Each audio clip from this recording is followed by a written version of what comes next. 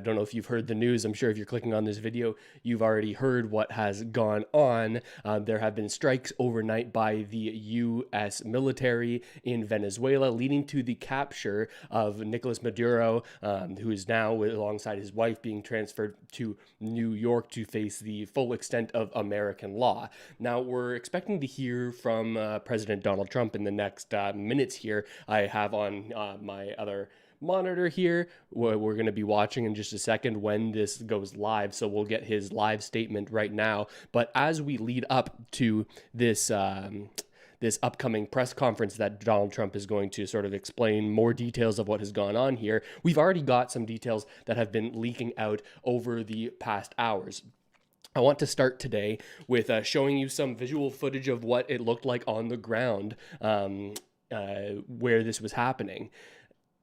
Some images that that would be shocking for anybody who was viewing this as a citizen of this country. Now, take a look at this. We're going to flip over to some video here, and as we do, I'm going to put this over here so we make sure we don't miss any of this press conference. I'll bring that in as soon as it goes live. But here's some things that you may not have already seen. Take a look at this.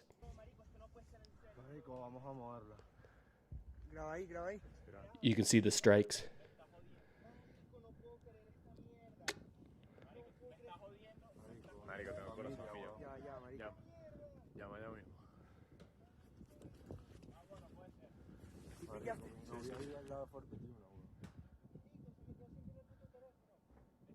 Sí, sí. Tengo el corazón a mil, pues. Muriéndose. And we have additional images of, let me show you this, additional images of the U.S. launching these strikes. Let me see if I can find it. Really interesting stuff. Let's go over a little bit of an update here on what has gone down based on what CBS News is reporting. Here's the sort of summary.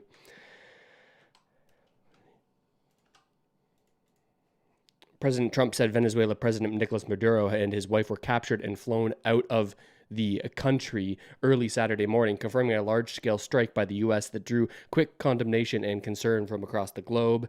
The Delta Force Special Forces unit carried out the operation. A senator said, and we'll talk about this more in just a second, Secretary of State Marco Rubio had indicated that Maduro would face criminal charges in the U.S., where he was indicted years ago, and that Rubio anticipates no further action in Venezuela. This is an interesting statement here. A lot of people are applauding what has gone on here, saying, okay, this has been a very targeted, very quick strike, and if this is all that's going to happen, then that's successfully done. But there are questions about whether this actually will be the extent of the action in Venezuela. It seems like this is challenging. Here we have some people commenting. If you're just tuning in, make sure to drop a comment in. We've got Janet saying, honestly, it sounds more like a kidnapping, and Reebok saying it's a complex issue on both ends. Still, it kind of has the schoolboy being a bully in the playground vibe a little bit. You're right. And another Byte Inc. saying, let's go. So interesting stuff. And okay. And Mighty Nerd saying, Iran next, please. Some people advocating for more intervention by the U.S. So we'll talk here in a second about this statement of no further action in Venezuela. In my eyes, does that make entire amounts of sense right now? Just by removing the leader of this political party, does that mean that power has transitioned in the country, or will it be the same government if not for other changes, other pressures being exerted to bring in the expected successor to Maduro? We'll talk about that again in just a moment. The strikes follow months of U.S. military buildup in the region, with the USS Gerald R. Ford aircraft carrier and numerous other warships positioned in the Caribbean. In recent weeks, the U.S. has seized 2 oil tankers off Venezuela. This is obviously an update for people who have been following along. And President Trump said they struck the dock area where they load the boats up with drugs. And we're expecting this news conference at 11 a.m. And I'm monitoring that, so we're going to flip over to that and listen to it live as soon as it comes in. Here we've got just the waiting screen there. So that's what we're going to be checking in on. Let me just pull up my tab here now. Here we go. All right. There we go. Now, there's some interesting stuff to talk about too, because we're starting to see the reaction from different governments. We here have the EU High Representative for Foreign Affairs and Security Policy, who doesn't initially fully condemn the strikes, but also doesn't show support for it at the same time. She says that she spoke with the Secretary of State Marco Rubio and the ambassador in Caracas. The EU is closely monitoring the situation in Venezuela. The EU has repeatedly stated that Mr. Maduro lacks legitimacy, saying, okay, this government isn't the just government of Venezuela. This is what they're claiming, and has defended a peaceful transition. This is what the EU says. Today, we're not seeing exactly a peaceful transition, which is what they would support because they were against the Maduro government. But they go on to say, under all circumstances, the principles of international law and the UN Charter must be respected. We call for restraint. The safety of EU citizens in the country is our top priority. So even though they don't favor the Maduro government, they aren't in favor of it, and they want a peaceful transition, they're saying, okay, the principles of international law and the UN Charter must be respected, which is something that is one of the main criticisms of what's gone on here. What does this mean for international law? What does this mean for international norms in terms of involving yourself in other countries? A lot of people are concerned about what this says about how other conflicts that are going on in the world will be handled. Things like Russia, Ukraine, or China, Taiwan, buildup of pressure there over the past couple of weeks. Will this signal to other nations that they can go forward with other similar operations? I'm not sure. But we do have some statements from Donald Trump this morning. Even before this press conference, he called into Fox and Friends, and I haven't heard this yet. I want to listen in on this with you, and we can see if we get any other information ahead of this press conference that is about to happen. So you've had quite a busy evening. Tell us about it. It was slightly busy, I would say. It was very dark all over, especially in Venezuela. The team did an incredible job. They rehearsed and practiced like nobody's ever seen. And I was told by real military people that there's no other country on earth that can do such a maneuver. If you would have seen what happened, I mean, I watched it literally like I was watching a television show. And if you would have seen the speed, the violence, you know, they say that, the speed, the violence, they use that term. It's it was an amazing thing, an amazing job that these people did. There's nobody else could have done anything like it. You're at Mar-a-Lago right now. How were you able to watch this? Well, we watched it from a room. We had a room, and we watched it, and we watched every aspect of it. We were surrounded by lots of people, including generals, and they knew everything that was happening, and it was very complex, extremely complex, the whole maneuver, the landings, the number of aircraft, which were a massive number, the number of helicopters, a different type of helicopters, different type of fighter jets. We had a fighter jet for every possible situation. And they just broke in, and they broke into places that were not really able to be broke into, you know, steel doors that were put there for just this reason. And they got taken out in a matter of seconds. I've never seen anything like it, actually. And you were able to watch this in real time. Yeah, and don't forget, I've done some pretty good ones in other parts of the world. Okay, I've done some pretty good ones, but I've never seen anything like this. I was able to watch it in real time, and I watched every aspect of it, and I listened to the communication between, you know, where we were in Florida and out in the field in Venezuela. And it was amazing to see the professionalism, the quality of leadership, the professionalism. General Raisin Kane is fantastic. Don't forget, we did another one not so long ago. It was called the knocking out of the Iranian nuclear threat, the nuclear power. And that was unbelievable what they did there. And this is something that, gee, I don't know, it's amazing. And to have a few injuries, but no death on our side is really amazing. Mr. President, critics will say that strong action can risk escalation, but history has shown us that weakness can truly invite chaos. And this military operation clearly sends a message to our adversaries around the world, China, Iran, Russia, that we are no longer the weak administration that we had for 4 years under former President Biden, who tolerated narco-terrorism. What is next for the United States and Venezuela? Well, we're very strong, and very importantly, if you look at drugs through the oceans, through the seas, they're down 97%. That's the boats. It's sort of related to this, as you know. The drugs are way down, and it's getting very, very tough. It's a whole different look. We have a whole different country. We have a country now that's respected. We have a country. I built the military in my first term, and they gave a little chunk of it away, but it was a lot. But it was a little chunk relative to what we built.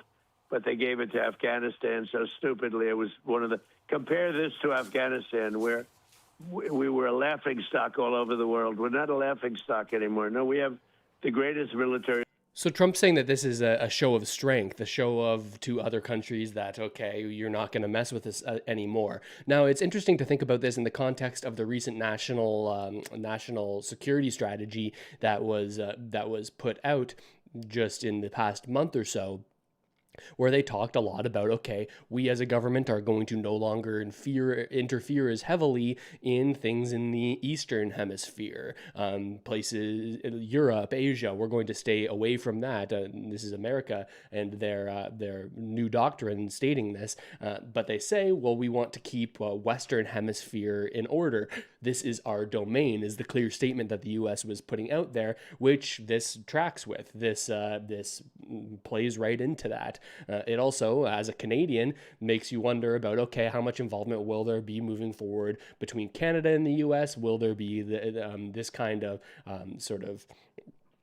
this kind of action taken? Obviously, I'm not thinking that would be something that would be likely in the short term or even over the medium term, but it makes you wonder when you're talking about hemispheric dominance. Well, Canada is certainly part of that hemisphere. I want to keep on listening here to Trump's statements on Fox and Friends this morning.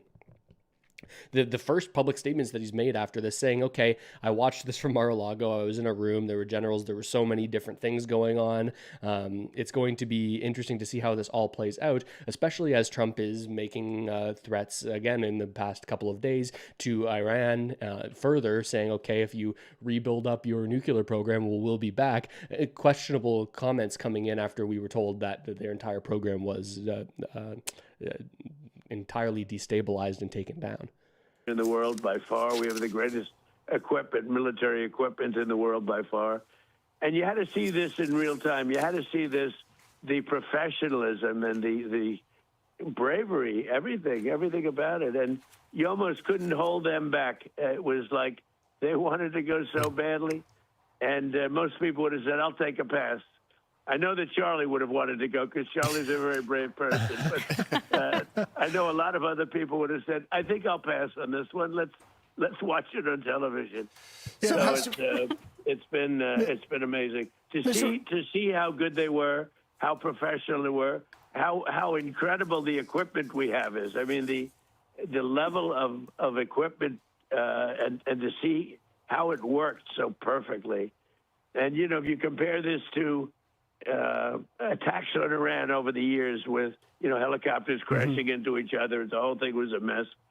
The Jimmy Carter situation, which was a mess. And every other situation compared to this, nobody's ever seen like this. Look, the Iranian attack, knocking out their nuclear power was big. We had peace in the Middle East, and we have it. Without that, you could never have peace in the Middle East. We knocked them out, and look what's happening now to Iran, but we knocked it out.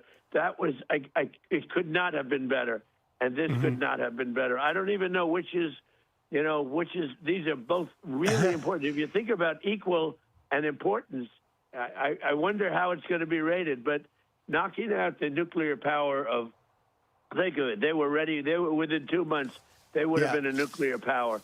And comparing that to this in a certain different way, I think this might have been actually more complex.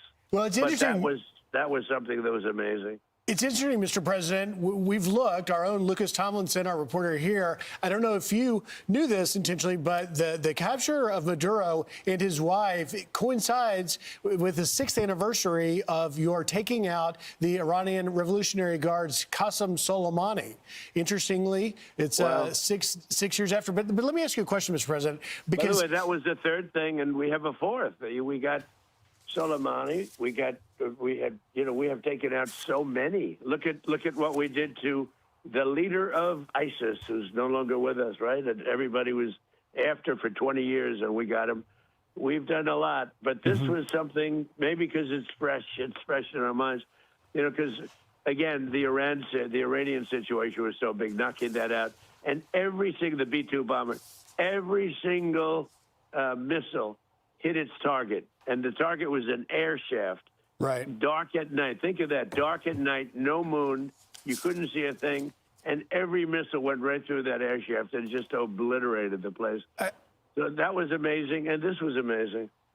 I wonder, Mr. President, though, I want to ask you because from your Vice President, J.D. Vance, said that the message is pretty clear. The drug trafficking must stop. So was this operation a message that you're sending to Mexico, to Claudia Sheinbaum, the president there?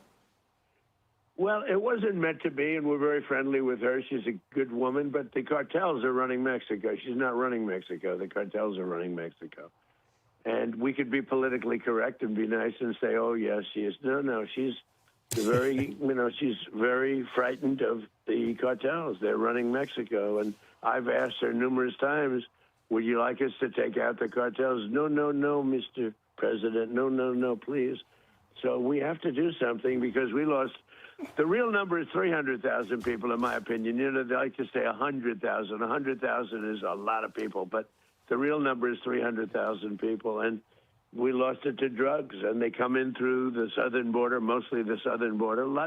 Plenty come in through Canada, too. But Yeah, it's interesting to hear a lot about this, and I'm seeing people comment about it too. And drop a comment if you haven't yet. What is really the motive behind this? Is this about the drugs, which seems to be the main comment from the administration, that this is drug related, or is this more about oil? Is this more about opening up access to oil for the U.S., or is it just the machinations of the military-industrial complex, always seeking to have more operations going on? But now we're going to shift over here from this Fox and Friends because we do have the live press conference that we've been waiting for. Let's listen in and see if we see the president shortly here. Let's go live. Okay, we've got the live stream up. We're going to see this shortly as it pops up, and then I'll shut up when he walks on. Yeah, this is the question, because we've heard from Marco Rubio that there will be no further action in Venezuela. I personally find that hard to believe. We certainly see that this operation, based on the goal of being to capture Maduro and to disable some military bases, well, it's been successful in that context. Has this put in a new, more U.S.-friendly government? What would be the next steps to do that, which seems like it's in the U.S.'s goals here to put in a new regime, one that is more friendly to the U.S., will open up their access to oil, U.S. oil companies being more involved in Venezuela, giving them access to all kinds of resources. Is that the main goal of this, or is it truly the drug trafficking claims of the Maduro government, what Trump says is a corrupt government?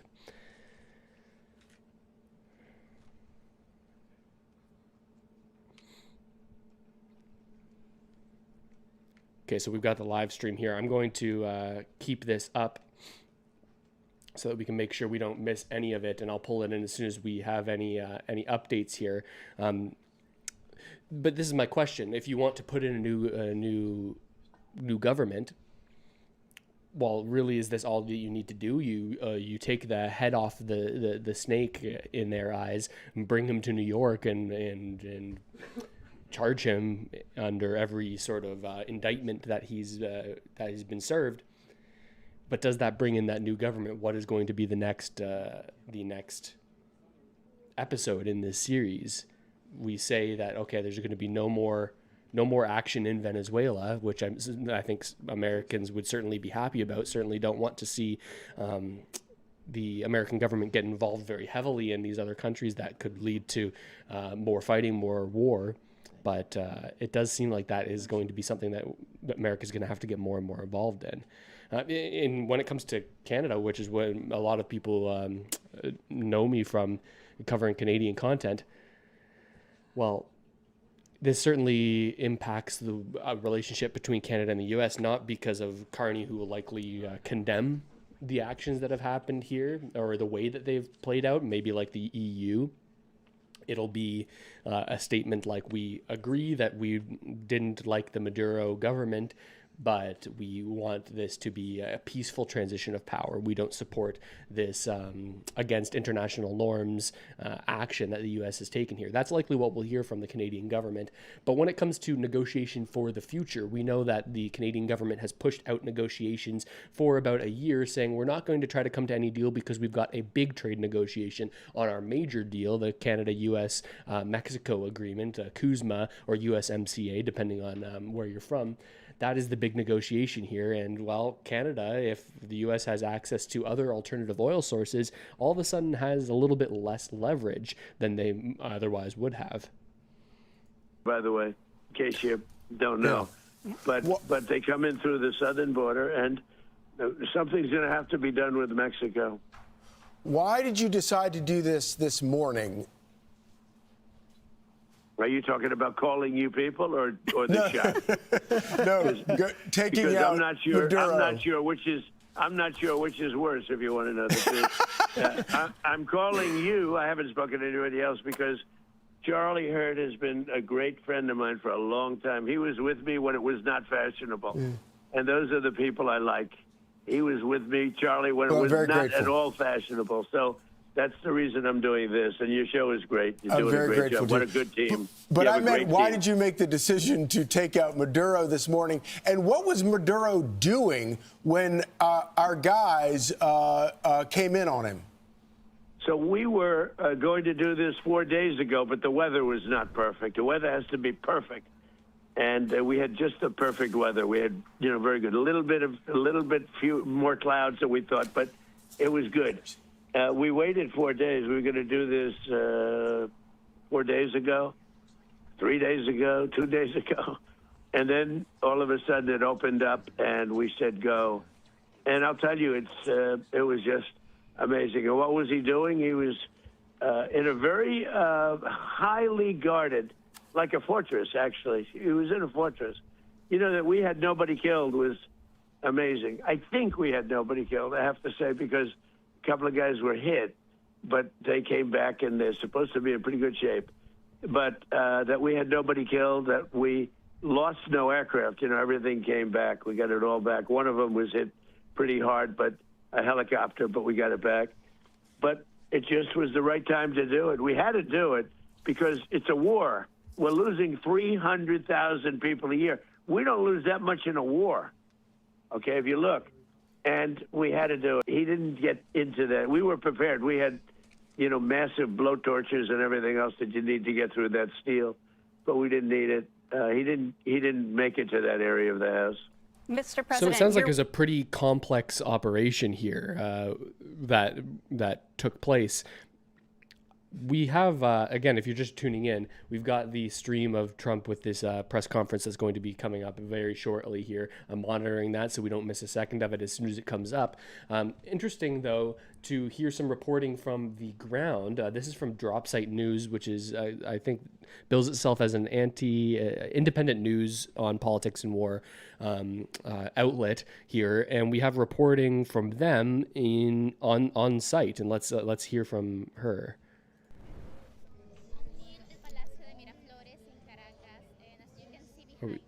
Okay, this is very quiet. Let me see if I can get this turned up for you. There is a large protest here in Caracas rejecting the U.S. bombings that took place last night and rejecting the kidnapping of President Nicolas Maduro and his wife Cilia Flores, who were kidnapped by the United States. We don't really know where they are. We don't have much information about their whereabouts. What we do know is that they were kidnapped. We know that the U.S. bombed several sites in Venezuela, both civilian places and also military places. We know there are people who have died, people who are injured. We're still waiting for more confirmation about this from the defense minister. But yes, we are here just watching people, basically just coming together to listen to people, talk about what is happening. There's a stage right there, and just people just talking about what is happening, gathering support, gathering solidarity, and just trying to be strong about what's happening right now. My name is Andreina Chavez. I am reporting from Caracas.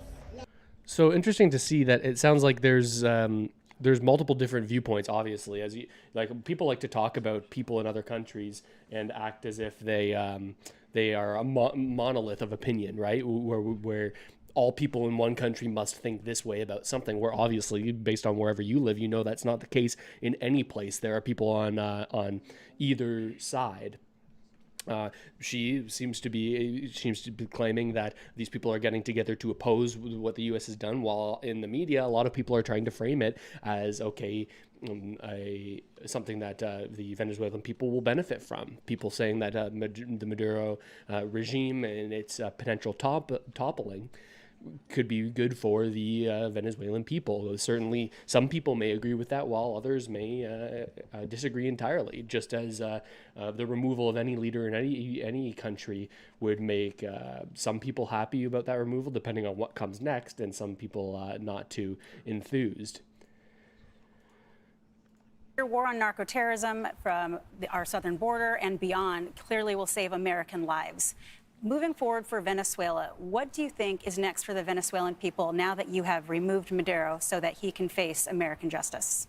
Well, we're making that decision now. We can't take a chance on letting somebody else run and just take over where he left or left off. So we're making that decision now. We'll be involved in it very much. And we want to do liberty for the people. We want to, have a great relationship. I think the people of Venezuela are very, very happy because they love the United States. They were run by essentially a dictatorship or worse.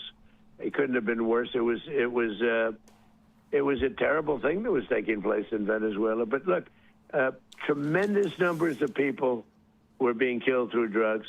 And what they did to our country in sending prisoners and people from mental institutions and drug lords and everything, they sent them by the hundreds of thousands of people into our country. And that is just unforgivable. That's why, he wanted to negotiate at the end, and I didn't want to negotiate. I said, nope, we got to do it. He was trying to negotiate at the end. You probably saw that. And trying hard to make a deal. And I said, this could have been a very foolish thing if it didn't work out. But I said, nope, we can't do it. What he did with drugs is bad. What he did with a lot of other things is bad. But what he did was sending hundreds of thousands of Tren de Aragua and drug dealers. And they emptied out their jails into our country. They emptied out, if you think about it, they emptied out all of their mental institutions into our country. What he did there, and every other thing, is unforgivable. So another interesting statement we've got even before, I don't know, it seems like Trump is tweeting or putting out Truth Socials while everyone's waiting for him at this pedestal that I'm monitoring here that we're going to tune into here shortly. But we do have the vice president of Venezuela, I believe, called for proof that Maduro is actually still alive. And here seems to be that post on Truth Social, Nicolas Maduro on board the USS Iwo Jima. He says the first picture that we've seen of him in custody, apart from this other photo that was posted far more quickly of Maduro in custody. Mr. President, you're already getting reaction from members of Congress on both sides. One Democrat, Jim McGovern, is saying that you did not get authorization from Congress. And he says Trump just launched an unjustified illegal strike on Venezuela. Wanted to get your reaction to that. Well, look, these are weak, stupid people. And they're trying to save themselves from almost destroying our country.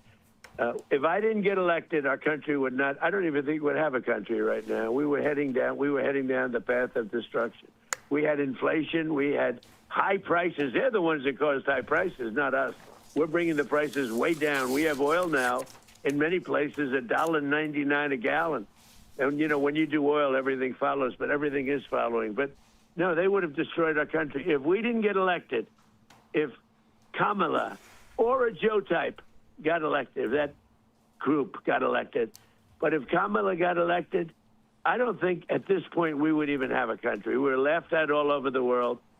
Okay, and we've got more reporting counter to the narrative that's being put out by the White House and by major media outlets, saying that the Venezuelan people are coming together to reject the violation of their sovereignty, which they're saying these strikes represent, saying that the people have come together to defend the Bolivarian process, to defend the government, and to defend our president, Nicolas Maduro. The government is in control of the situation. There will be no transition to another government, they're saying, in which case, what was the point of all of this if there isn't a transition to another government, which seems to be the goal of this, to bring in a new regime. Let's listen into this same reporting from Drop Site News on the ground outside Miraflores Palace in Caracas. I'm Chris Gilbert in Caracas, Venezuela. Here we are near Miraflores Palace. People have come together to defend the Bolivarian process, to defend the government, to defend our president, Nicolas Maduro. Last night at approximately 2 a.m. in the morning, we were bombed by the United States of America. The greater Caracas area was struck at a number of locations. People were killed, buildings were destroyed, infrastructure was destroyed, and they unfortunately terribly seized President Nicolas Maduro and his wife. They kidnapped them and took them to the United States. Here we are rejecting this horrible violation of sovereignty, not just sovereignty of Venezuela, not just against the Bolivarian Revolution, but against all nations and peoples of the region and in the world who desire to be free, that desire to maintain their sovereignty and pursue human emancipation. Here we are in control of the situation. The government is in control of the situation. There will be no transition to another government. We are calling to peoples in the world to reject this. We want the president back. We reject this violation of our sovereignty, our dignity, and our right to pursue our own path forward. Down with U.S. imperialism. So, again, like I said, reporting that is counter to the narrative that's being put out by the mainstream news, which is very, very interesting because we also see that some people who have been within the Trump administration have historically called this type of action exactly what they didn't want to see happen. We think back to how Trump was campaigning, saying, okay, we want less involvement in foreign wars. Perhaps this could fit into that if you believe that there will be no more action, no more involvement by the U.S. This was a precision operation that is how now handled everything. Well, I guess it remains to be seen on if that will actually happen.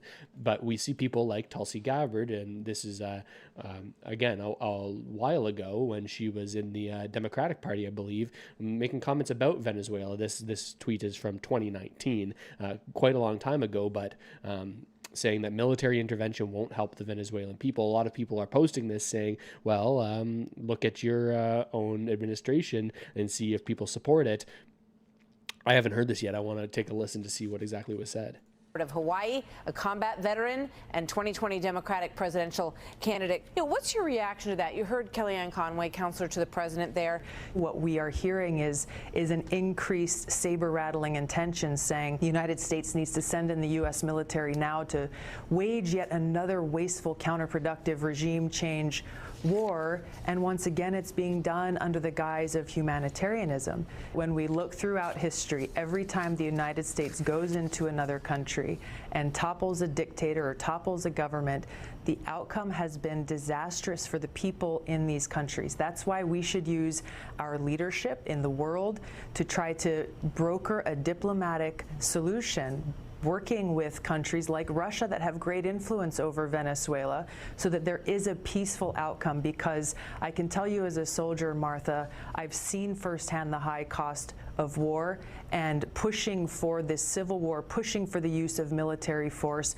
will only end up with more suffering and death and disaster for the Venezuelan people. What to speak of increasing these tensions that threaten our own national security. Anytime we're in this situation where you have tensions being ratcheted up and this conflict being pushed closer and closer between nuclear armed countries like the United States and countries like Russia and China, this is something that poses an existential threat to the American people.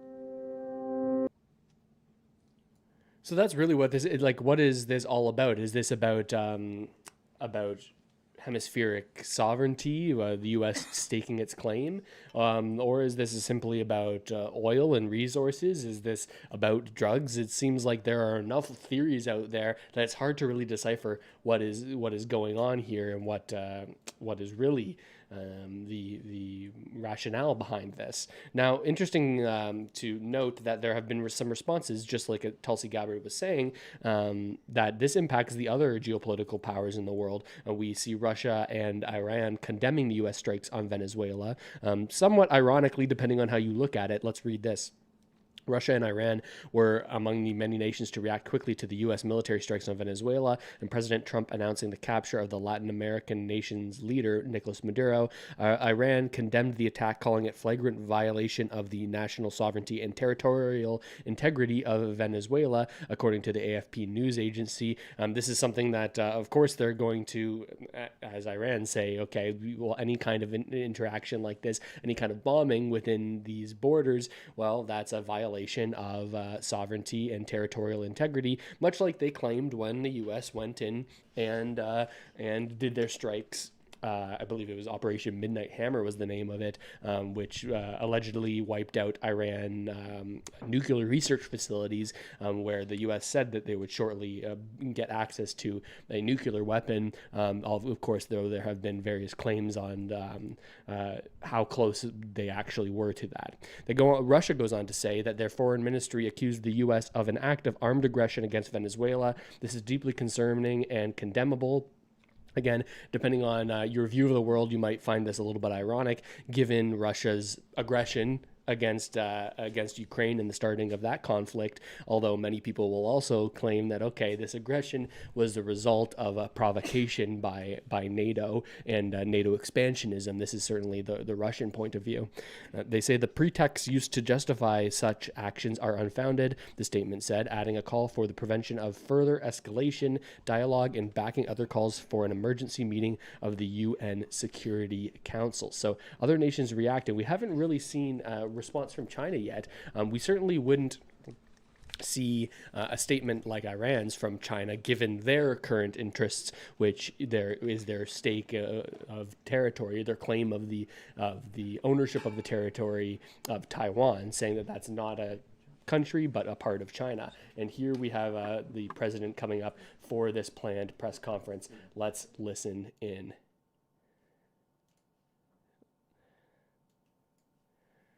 Okay, they're not putting audio through yet. Appreciate you being here. There we go. Late last night. Here we go. And early today, at my direction, the United States Armed Forces conducted an extraordinary military operation in the capital of Venezuela. Overwhelming American military power, air, land, and sea, was used to launch a spectacular assault, and it was an assault like people have not seen since World War II. It was a force against a heavily fortified military fortress in the heart of Caracas to bring outlaw dictator Nicolas Maduro to justice. This was one of the most stunning, effective, and powerful displays of American military might and competence in American history. And if you think about it, we've done some other good ones, like the attack on Soleimani, the attack on al-Baghdadi, and the obliteration and decimation of the Iran nuclear sites just recently in an operation known as Midnight Hammer, all perfectly executed and done. No nation in the world could achieve what America achieved yesterday, or frankly, in just a short period of time. All Venezuelan military capacities were rendered powerless as the men and women of our military, working with U.S. law enforcement, successfully captured Maduro in the dead of night. It was dark. The lights of Caracas were largely turned off due to a certain expertise that we have. It was dark and it was deadly. But captured along with his wife, Celia Flores, both of whom now face American justice. Maduro and Flores have been indicted in the Southern District of New York, it's Jay Clayton, for their campaign of deadly narco-terrorism against the United States and its citizens. I want to thank the men and women of our military who achieved such an extraordinary success overnight with breathtaking speed, power, precision, and competence. You rarely see anything like it. You've seen some raids in this country that didn't go so well. They were an embarrassment. If you look back to Afghanistan or if you look back to the Jimmy Carter days, they were different days. We're a respected country again, like never before. These highly trained warriors operating in collaboration with U.S. law enforcement caught them in a very ready position. They were waiting for us. They knew we had many ships out in the sea, just sort of waiting. They knew we were coming. So they were in what's called a ready position, but they were completely overwhelmed and very quickly incapacitated. If you would have seen what I saw last night, you would have been very impressed. I'm not sure that you'll ever get to see it, but it was an incredible thing to see. Not a single American service member was killed, and not a single piece of American equipment was lost. We had many helicopters, many planes, many people involved in that fight. But think of that, not one piece of military equipment was lost, not one service member was, more importantly, killed. The United States military is the strongest and most fearsome military on the planet by far. With capabilities and skills our enemies can scarcely begin to imagine. We have the best equipment anywhere in the world. There's no equipment like what we have. And you see that even if you just look at the boats. You know, we've knocked out 97% of the drugs coming in by sea. 90%. Each boat kills on average, 25,000 people. We knocked out 97%. And those drugs mostly come from a place called Venezuela. We're going to run the country until such time as we can do a safe, proper, and judicious transition. So we don't want to be involved with having somebody else get in, and we have the same situation that we had for the last long period of years. So we are going to run the country until such time as we can, as the proper transition can take place. So we're going to stay until such time as we're going to run it, essentially, until such time as a proper transition can take place. As everyone knows, the oil business in Venezuela has been a bust, a total bust, for a long period of time. They were pumping almost nothing by comparison to what they could have been pumping and what could have taken place. We're going to have our very large United States oil companies, the biggest anywhere in the world, go in, spend billions of dollars, fix the badly broken infrastructure, the oil infrastructure, and start making money for the country. And we are ready to stage a second and much larger attack if we need to do so. So we were prepared to do a second wave if we needed to do so. We actually assumed that a second wave would be necessary, but now it's probably not.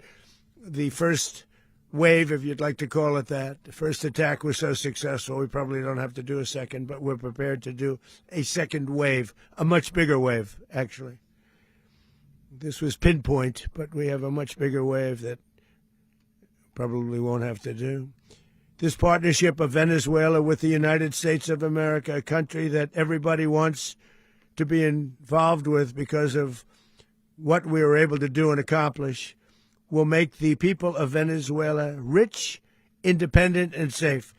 And it will also make the many, many people from Venezuela that are living in the United States extremely happy. They suffered. They suffered. So much was taken from them. They're not going to suffer anymore. The illegitimate dictator Maduro was the kingpin of a vast criminal network responsible for trafficking colossal amounts of deadly and illicit drugs into the United States. As alleged in the indictment, he personally oversaw the vicious cartel known as Cartel de las Solas, which flooded our nation with lethal poison, responsible for the deaths of countless Americans, many, many Americans. Hundreds of thousands over the years of Americans died because of him.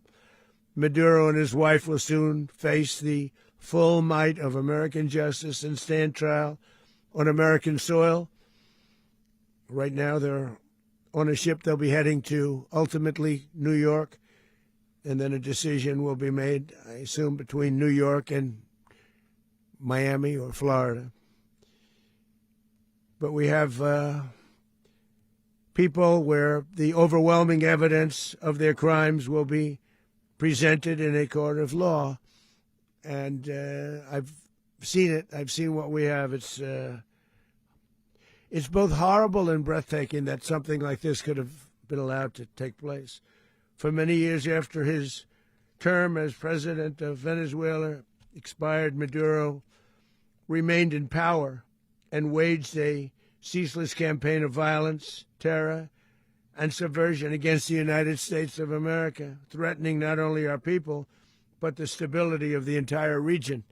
And you all saw it. In addition to trafficking gigantic amounts of illegal drugs that inflicted untold suffering and human destruction all over the country, all over, in particular, the United States, Maduro sent savage and murderous gangs, including the bloodthirsty prison gang Tren de Aragua, to terrorize American communities nationwide. And he did indeed. They were in Colorado. They took over apartment complexes. They cut the fingers off people if they called police. They were brutal, but they're not so brutal now. And I just have to congratulate our military, Pete, and everybody, and our National Guard, because the job that they've done, whether it's in Washington, D.C., where we have a totally safe city, where it was one of the most unsafe cities anywhere in the world, frankly, and now we have no crime in Washington, D.C. We haven't had a killing. We had the terrorist attack a few weeks ago. A little bit of a different kind of a threat, but we haven't had a killing in a long period of time, 6-7 months. We used to have two, on average, 2 a week in Washington, our capital. We don't have that anymore. The restaurants are opening. Everyone's happy. They're going, they're walking their daughters, they're walking their children, their wives. They walk to restaurants. Restaurants are opening all over Washington, D.C. So I want to thank the National Guard. I want to thank our military. And I want to thank law enforcement. Been amazing. And they should do it with more cities. We're doing it, as you know, and we're doing it in Memphis, Tennessee right now, and crime is down. We've just sort of started a few weeks ago, but crime is down now 77%. And the governor of Louisiana called, great person, and he wanted us to help him, as you know, in a certain very nice part of Louisiana. And we have done that. And it was a rough section, and we have crime down. I understand it's down to almost nothing already after 2.5 weeks. New Orleans, it's down to almost nothing, and we've only been there for 2.5 weeks. Can't imagine why governors wouldn't want us to help. We also helped, as you know, in Chicago, and crime went down a little bit there. We did a very small help because we had no working ability with the governor. The governor was a disaster, and the mayor was a disaster, but it knocked down crime. But we're pulling out of there. When they need us, we'll know. You'll know. You'll be writing about it. And likewise, Los Angeles, where we saved Los Angeles early on, where the head of the police department made a statement that if the federal government didn't come in, we would have lost Los Angeles. That's long after the fires. That's when they had the riots in Los Angeles. We did a great job. Got no credit for it whatsoever, but that's okay. It doesn't matter. We don't need the credit. But we'll be pulling out when they need us. They'll call, or we'll go back if we have to. We'll go back. But we did a great job in various cities. But the place that we're very proud of is Washington, D.C., because it's our nation's capital. We took it from being a crime-ridden mess to being one of the safest cities in the country. But the gangs that they sent raped, tortured, and murdered American women and children. They were in all of the cities I mentioned, Tren de Aragua. And they were sent by Maduro to terrorize our people, and now Maduro will never again be able to threaten an American citizen or anybody from Venezuela. There will no longer be threats. For years I've highlighted the stories of those innocent Americans whose lives were so heartlessly robbed by this Venezuelan terrorist organization. Really one of the worst. One of the worst, they say the worst. Americans like 12-year-old Jocelyn Nungari from Houston. Beautiful Jocelyn Nungari, what happened to her? They, as you know, they kidnapped, assaulted, and murdered by Tren de Aragua animals. They murdered Jocelyn and left her dead under the bridge. There was a bridge that will never be the same to so many people after seeing what happened. As I've said many times, the Maduro regime emptied out their prisons, sent their worst and most violent monsters into the United States to steal American lives. And they came from mental institutions and insane asylums. They came from prisons and jails. The reason I say both, they sound similar. Actually, prisons a little bit more hostile, a little bit tougher. A mental institution isn't as tough as an insane asylum, but we got them both. They sent from their mental institutions. They sent from their jails, prisons. They were drug dealers. They were drug kingpins. They sent everybody bad into the United States, but no longer. And we have now a border where nobody gets through. In addition, Venezuela unilaterally seized and stole American oil, American assets, and American platforms, costing us billions and billions of dollars. They did this a while ago, but we never had a president that did anything about it. They took all of our property. It was our property. We built it. And we never had a president that decided to do anything about it. Instead, they fought wars that were 10,000 miles away. We built Venezuela oil industry with American talent, drive, and skill, and the socialist regime stole it from us during those previous administrations, and they stole it through force. This constituted one of the largest thefts of American property in the history of our country. Considered the largest theft of property in the history of our country. Massive oil infrastructure was taken like we were babies, so we didn't do anything about it. I would have done something about it. America will never allow foreign powers to rob our people or drive us back into and out of our own hemisphere. That's what they did. Furthermore, under the now deposed dictator Maduro, Venezuela was increasingly hosting foreign adversaries in our region and acquiring menacing offensive weapons that could threaten U.S. interests and lives. And they used those weapons last night. Potentially in league with the cartels operating along our border. All of these actions were in gross violation of the core principles of American foreign policy, dating back more than 2 centuries. And not anymore. All the way back, it dated to the Monroe Doctrines. And the Monroe Doctrine is a big deal. But we've superseded it by a lot.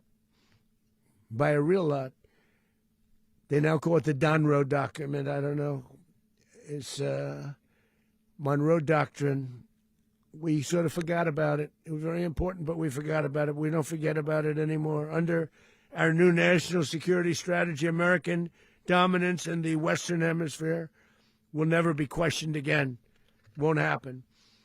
So just in concluding, for decades, other administrations have neglected or even contributed to these growing security threats in the Western Hemisphere.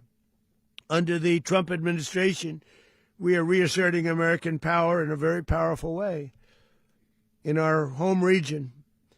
And our home region is very different than it was just a short while ago. The future will be, and we did this in my first term. We had great dominance in my first term, and we have far greater dominance right now. Everyone's coming back to us. The future will be determined by the ability to protect commerce and territory and resources that are core to national security. These are core to our national security. Just like tariffs are, they've made our country rich, and they've made our national security strong, stronger than ever before. But these are the iron laws that have always determined global power. And we're going to keep it that way. We will secure our borders. We will stop the terrorists. We will crash the cartels, and we will defend our citizens against all threats, foreign and domestic. Other presidents may have lacked the courage or whatever to defend America, but I will never allow terrorists and criminals to operate with impunity against the United States. This extremely successful operation should serve as warning to anyone who would threaten American sovereignty or endanger American lives. Very importantly, the embargo on all Venezuelan oil remains in full effect. The American Armada remains poised in position, and the United States retains all military options until United States demands have been fully met and fully satisfied. All political and military figures in Venezuela should understand what happened to Maduro can happen to them, and it will happen to them if they aren't just fair, even to their people. The dictator and terrorist, Maduro, is finally gone in Venezuela. People are free. They're free again. It's been a long time for them, but they're free. America is a safer nation.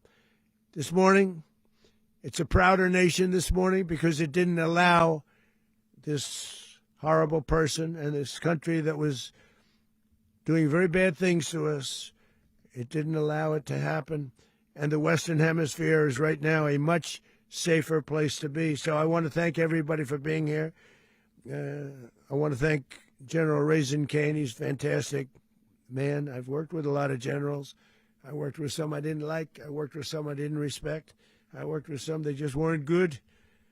But this guy is fantastic. I watched last night one of the most precise attacks on sovereignty. I mean, it was an attack for justice.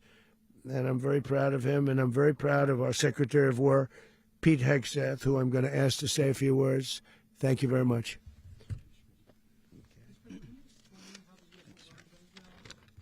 Well, thank you, Mr. President. Finally, a commander-in-chief the world respects and the American people deserve. And as the president said, words can barely capture the bravery and the power and the precision of this historic operation. A massive joint military and law enforcement raid flawlessly executed by the greatest Americans our country has to offer. American warriors are second to none, the best in the world and the best of our country. What all of us witnessed last night was sheer guts and grit, gallantry, and glory of the American warrior. I'm simply humbled by such men. And I tip my hat to our chairman, Dan Raising Cane, and all those Americans who stood watch last night. Our warriors are the elite of America, and again, President Trump has your back. No other country on planet Earth, and it's not even close, could pull this kind of operation off. And no other president has ever shown this kind of leadership, courage, and resolve, the most powerful combination the world has ever seen. As the president said, our adversaries remain on notice. America can project our will anywhere, anytime. The coordination, the stealth, the lethality, the precision, the very long arm of American justice, all on full display in the middle of the night. Nicolas Maduro had his chance, just like Iran had their chance, until they didn't and until he didn't. He effed around, and he found out. President Trump is deadly serious about stopping the flow of gangs and violence to our country. Deadly serious about stopping the flow of drugs and poison to our people. Deadly serious about getting back the oil that was stolen from us. And deadly serious about reestablishing American deterrence and dominance in the Western Hemisphere. This is about the safety, security, freedom, and prosperity of the American people. This is America first. This is peace through strength. And the United States War Department is proud to help deliver it. Welcome to 2026. And under President Trump, America is back. I'd like to welcome now our chairman, Chairman Raising Cane, to give a few more details about the operation. Mr. Chairman. Thank you, Mr. Secretary. Thank you, Mr. President, and good morning. Last night, on the order of the President of the United States and in support of a request from the Department of Justice, as the President said, the United States military conducted an apprehension mission in Caracas, Venezuela, to bring to justice two indicted persons, Nicolas and Cecilia Maduro. This operation, known as Operation Absolute Resolve, was discreet, precise, and conducted during the darkest hours of January 2nd and was the culmination of months of planning and rehearsal, an operation that, frankly, only the United States military could undertake. What I'd like to do this morning is talk to you through some of the preparation and the details without compromising any of our tactics, techniques, and procedures. There is always a chance that we'll be tasked to do this type of mission again. Our interagency work began months ago and built on decades of experience of integrating complex air, ground, space, and maritime operations. While the past 2 decades have honed the skills of our special operations forces, this particular mission required every component of our joint force, with soldiers, sailors, airmen, Marines, and Guardians working in unison with our intelligence agency partners and law enforcement teammates in an unprecedented operation. We leveraged our unmatched intelligence capabilities and our years of experience in hunting terrorists, and we could not have done this mission without the incredible work by various intelligence agencies, including the CIA, NSA, and NGA. We watched, we waited, we prepared, we remained patient and professional. This mission was meticulously planned, drawing lessons from decades of missions over the last many years, many missions over these last many years. This was an audacious operation that only the United States could do. It required the utmost of precision and integration within our joint force. And the word integration does not explain the sheer complexity of such a mission. An extraction so precise it involved more than 150 aircraft launching across the Western Hemisphere in close coordination, all coming together in time and place to layer effects for a single purpose: to get an interdiction force into downtown Caracas while maintaining the element of tactical surprise. Failure of one component of this well-oiled machine would have endangered the entire mission, and failure is never an option for America's joint force. Those in the air over Caracas last night were willing to give their lives for those on the ground and in the helicopters. Let me talk a little bit about the preparation.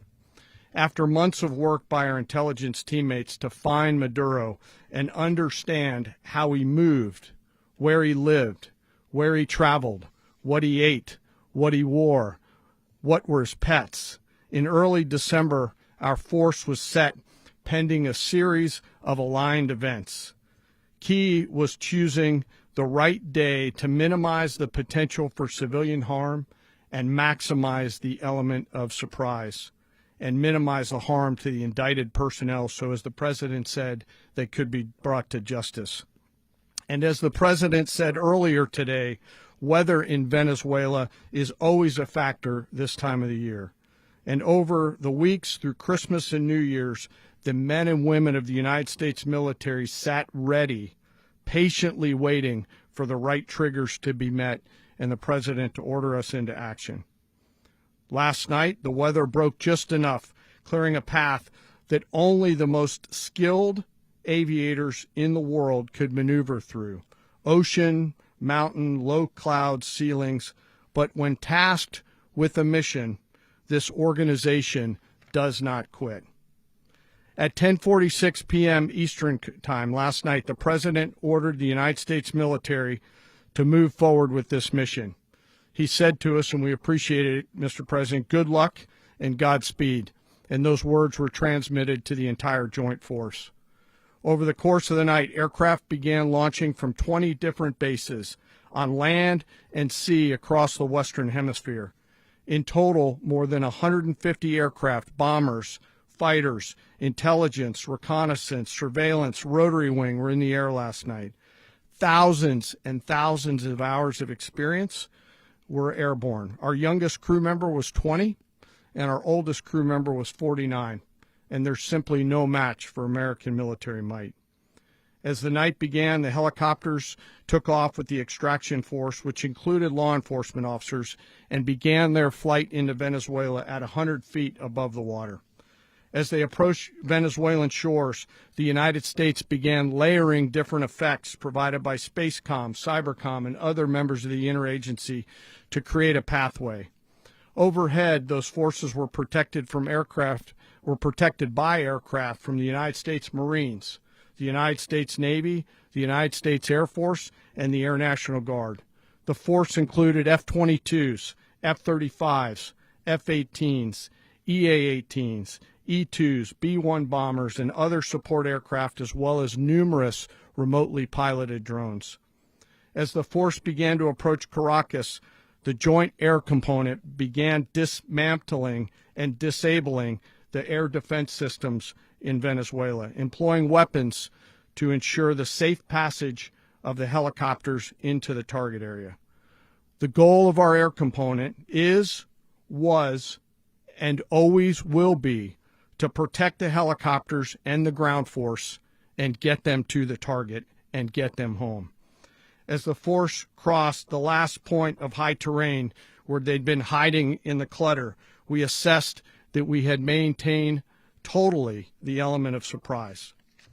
As the helicopter force ingressed towards the objective at low level, we arrived at Maduro's compound at 1:01 a.m. Eastern Standard Time, or 2:01 a.m. Caracas local time, and the apprehension force descended into Maduro's compound and moved with speed, precision, and discipline towards their objective and isolated the area to ensure the safety and security of the ground force while apprehending the indicted persons.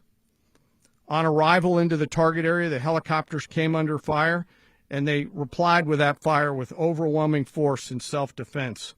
One of our aircraft was hit but remained flyable, and as the president said earlier today, all of our aircraft came home, and that aircraft remained flyable during the rest of the mission. As the operation unfolded at the compound, our air and ground intelligence teams provided real-time updates to the ground force, ensuring those forces could safely navigate the complex environment without unnecessary risk. The force remained protected by overhead tactical aviation. Maduro and his wife, both indicted, gave up and were taken into custody by the Department of Justice, assisted by our incredible U.S. military with professionalism and precision, with no loss of U.S. life. After securing the indicted persons, the force began to prep for departure. Helicopters were called in to exfiltrate the extraction force, while fighter aircraft and remotely piloted aircraft provided overhead coverage and suppressive fire. There were multiple self-defense engagements as the force began to withdraw out of Venezuela. The force successfully exfiltrated and returned to their afloat launch bases, and the force was over the water at 3:29 a.m. Eastern Standard Time with indicted persons on board, and both Maduro and his wife were embarked aboard the USS Iwo Jima. In closing, what we've witnessed today is a powerful demonstration of America's joint force. We think, we develop, we train, we rehearse, we debrief, we rehearse again and again, not to get it right, but to ensure that we cannot get it wrong. Our jobs are to integrate combat power so when the order comes, we can deliver overwhelming force at the time and the place of our choosing against any foe anywhere in the world. I am immensely proud today of our joint force and filled with gratitude to represent them here today. There is simply no mission too difficult for these incredible professionals and the families that stand by them and support them. As we stand here this morning, our forces remain in the region at a high state of readiness, prepared to project power, defend themselves, and our interests in the region. This operation is a testament to the dedication and unwavering commitment to justice and our resolve to hold accountable those who threaten peace and stability.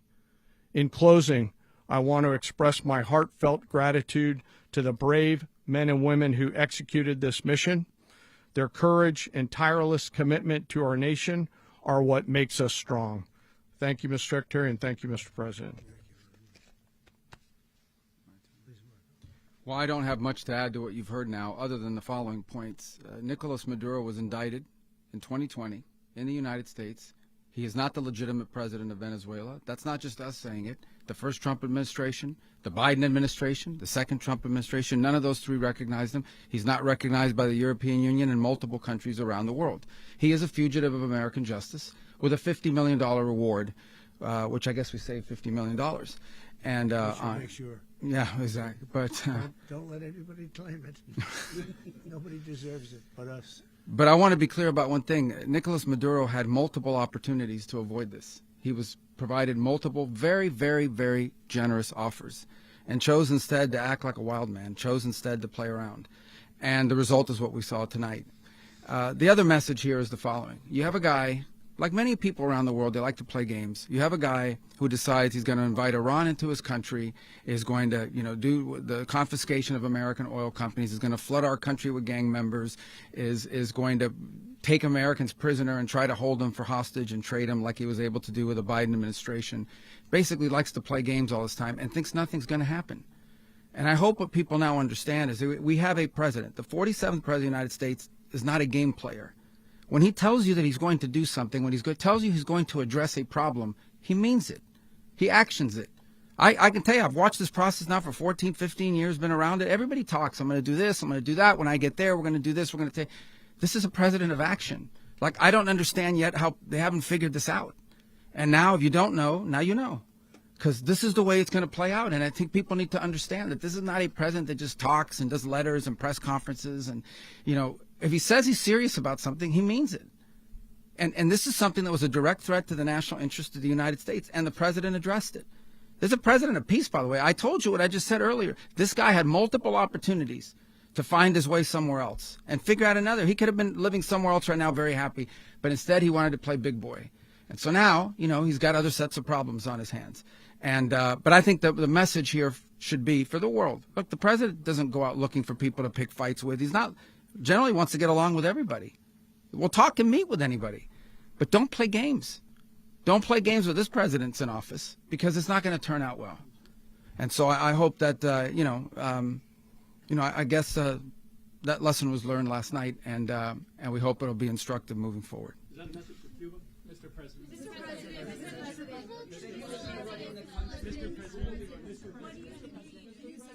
Please. Well, we're going to be running it with a group, and we're going to make sure it's run properly. We're going to rebuild the oil infrastructure, which will cost billions of dollars. It'll be paid for by the oil companies directly.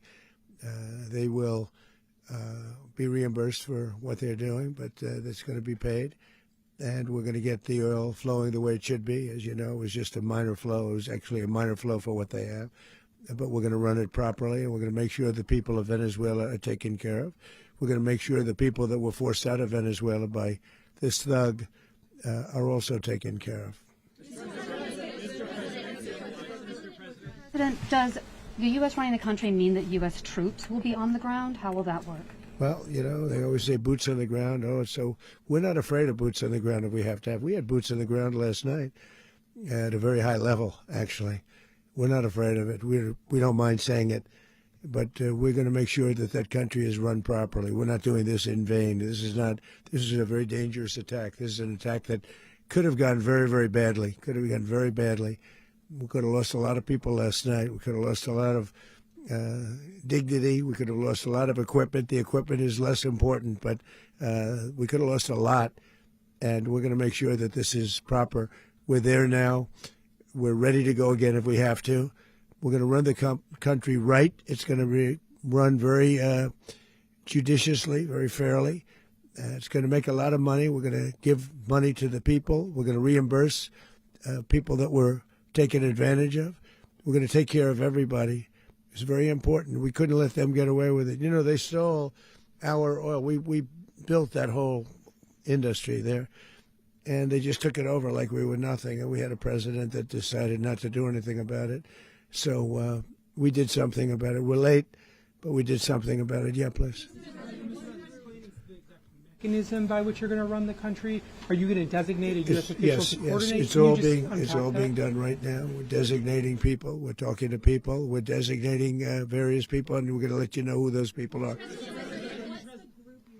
Would run Venezuela? Well, it's largely going to be for a period of time the people that are standing right behind me. We're going to be running it. We're going to be bringing it back. It's a dead, you know, I talk about a dead country. A year and a half ago, we were a dead country. Now we're the hottest country anywhere in the world. We're a country doing better than any country anywhere in the world. And it required leadership. Venezuela has a lot of bad people in there, a lot of bad people that shouldn't be leading. We're not going to take a chance that one of those people take over for Maduro. So you can look at, and others, we have fantastic people, including people in the military.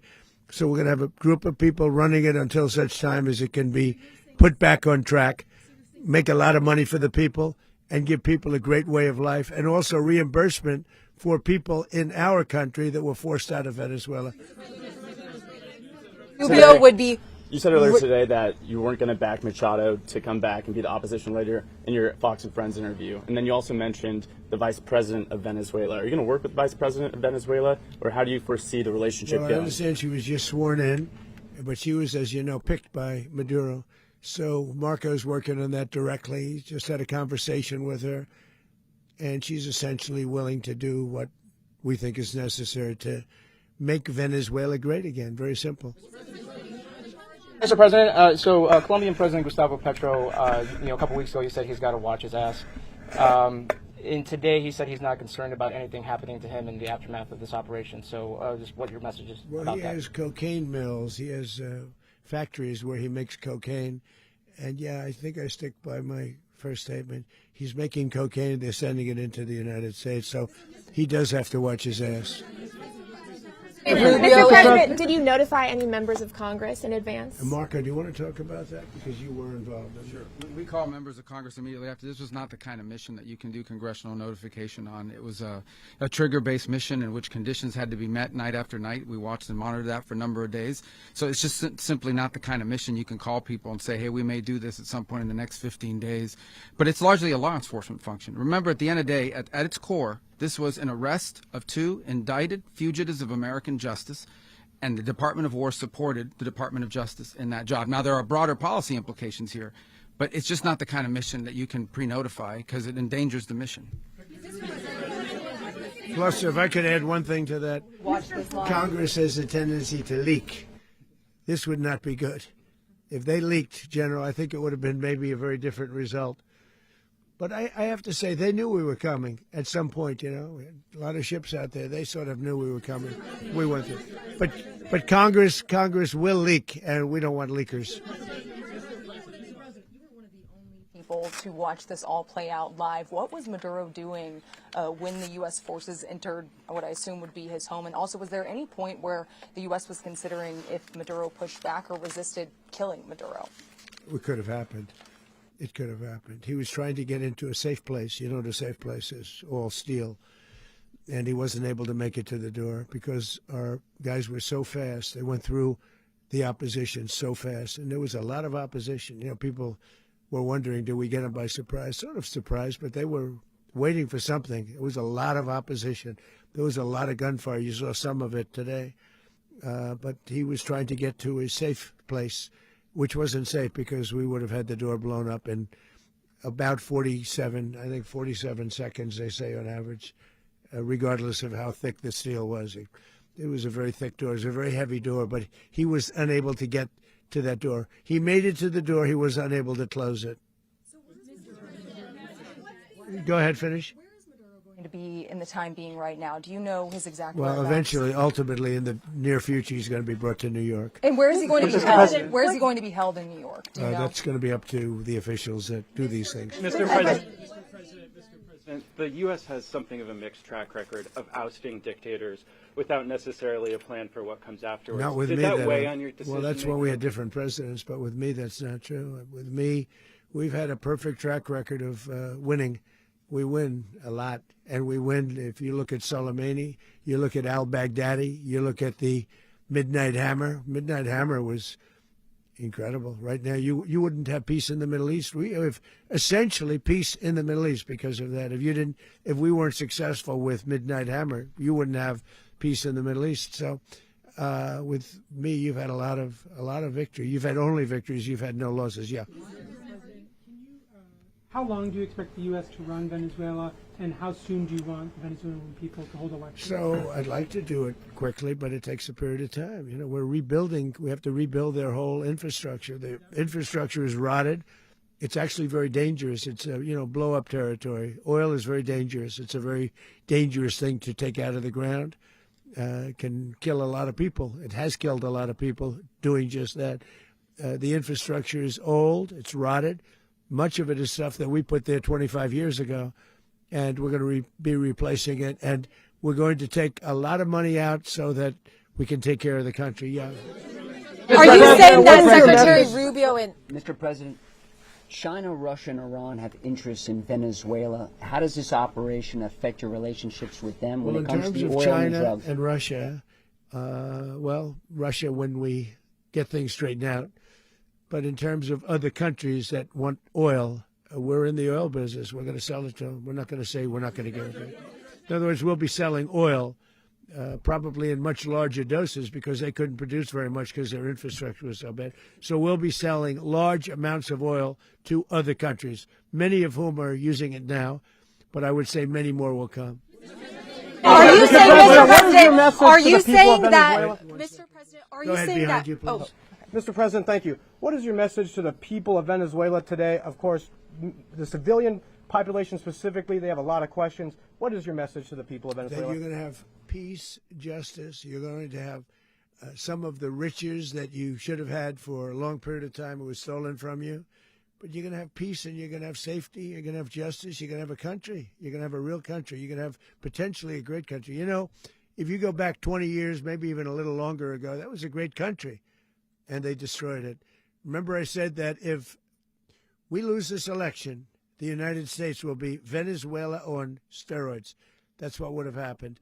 Had we lost the election, the 2024 election, we suffered so badly when you look at the border from 2020. What they did, what Joe Biden administration did to our country should never be forgotten.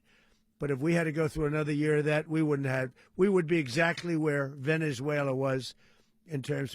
I used to say, if they win, we're going to be Venezuela on steroids, and that's what would have happened. President, thank you. Are you saying that Secretary Hegseth and Rubio are going to be running Venezuela, and will you be sending in U.S. military They're going troops to be to a provide? team that's working with the people of Venezuela to make sure that we have Venezuela right. Because for us to just leave, who's going to take over? I mean, there is nobody to take over. You have a vice president who's been appointed by Maduro. And right now she's the vice president, and she's, I guess, the president. She was sworn in as president just a little while ago. She had a long conversation with Marco, and she said, we'll do whatever you need. I think she was quite gracious, but she really doesn't have a choice. We're going to have this done right.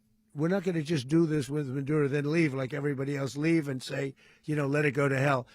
If we just left, It has zero chance of ever coming back. We'll run it properly. We'll run it professionally. We'll have the greatest oil companies in the world go in and invest billions and billions of dollars and take out money, use that money in Venezuela. And the biggest beneficiary are going to be the people of Venezuela. And also, I can't stress this strongly enough, the people that got thrown out of Venezuela that are now in the United States, and frankly, some want to stay and some probably want to go back. Yeah.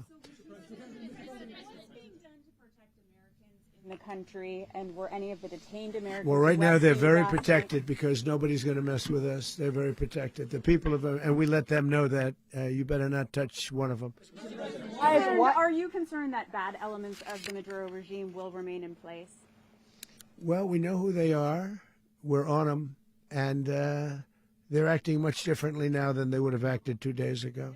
Okay, wait, behind you, please. Mr. President, why is running a country in South America America first? Well, I think it is because we want to surround ourselves with good neighbors. We want to surround ourselves with stability. We want to surround ourselves with energy. We have tremendous energy in that country. It's very important that we protect it. We need that for ourselves. We need that for the world. And we want to make sure we can protect it. Yes, sir. Please, go ahead. Yeah, is there a message here for Cuba and Diaz-Canel? Well, Cuba is an interesting case. Cuba is, not doing very well right now. That system has not been a very good one for Cuba. The people there have suffered for many, many years. And I think Cuba is going to be something we'll end up talking about because Cuba is a failing nation right now, very badly failing nation. And we want to help the people. It's very similar in the sense that we want to help the people in Cuba, but we want to also help the people that were forced out of Cuba and living in this country. Do you want to say something about that, Marco, please? Well, I mean, I just gave you a statement a few minutes ago about when the president speaks, you should take him seriously. So suffice it to say, Cuba is a disaster. It's run by incompetent, senile men, and in some cases, not senile but incompetent nonetheless. It has no economy. It's in total collapse. And by the way, they were, all of the guards that helped protect Maduro. This is well known. Their whole spy agency, all that were full of Cubans. I mean, it's amazing. This poor island took over Venezuela in some cases. One of the biggest problems the Venezuelans have is they have to declare independence from Cuba that tried to basically colonize it from a security standpoint. So, yeah, look, if I lived in Havana and I was in the government, I'd be concerned, at least a little bit. Cutting off the oil flow to Cuba from Venezuela? Well, the president already announced a week ago that anything that's sanctioned, it's sanctioned oil, it's not going to be allowed to get there. So that's a pre-existing. The answer is yes. Yes.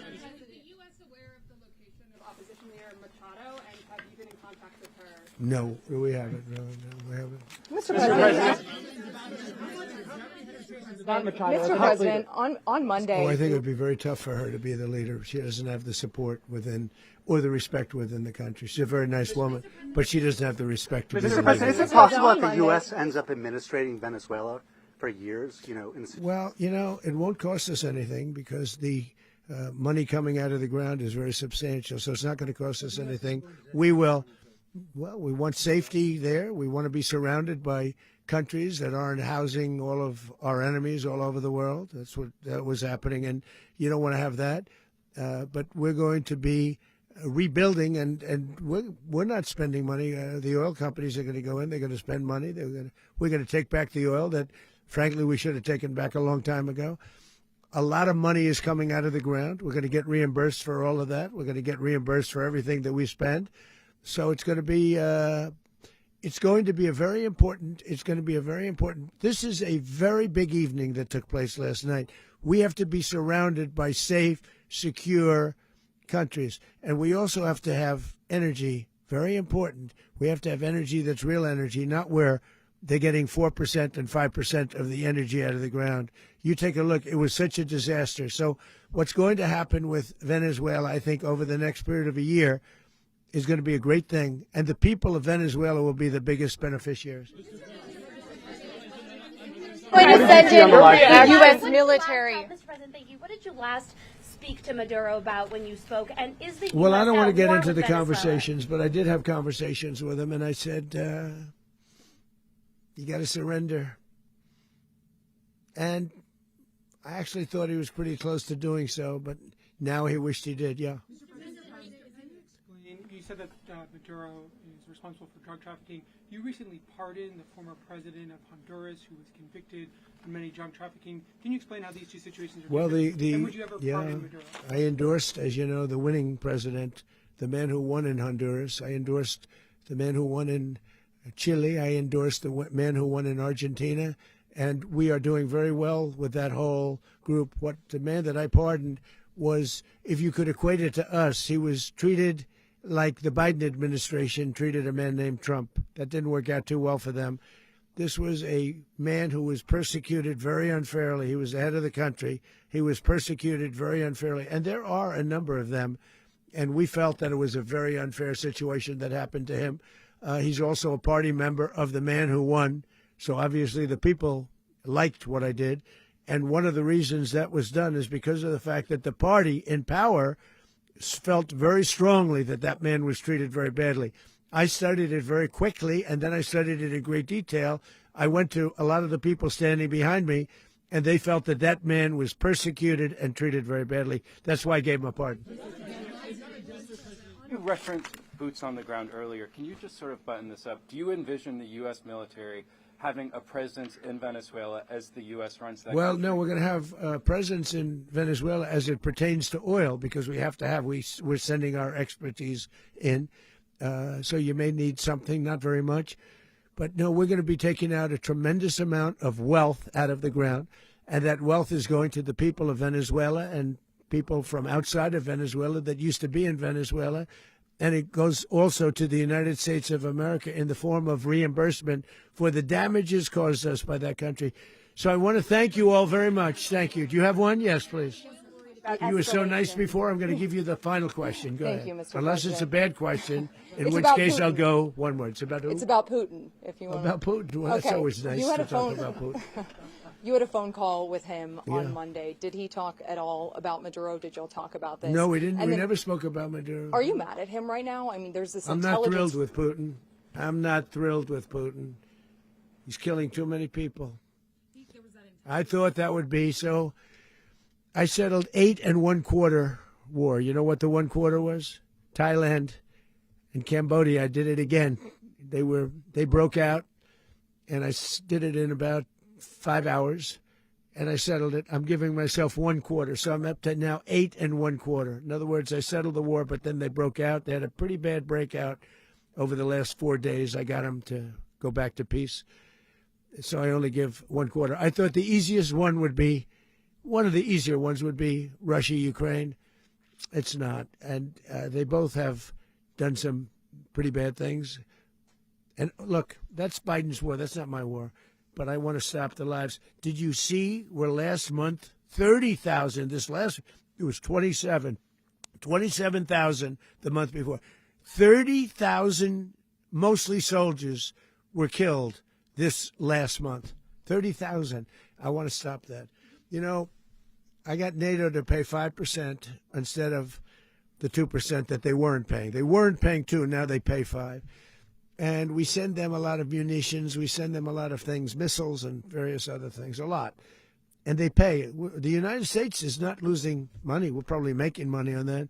It's the last thing I care about. I just want to stop all those people. We're losing 25, 30,000 human beings. They come from 2 places that are very far away.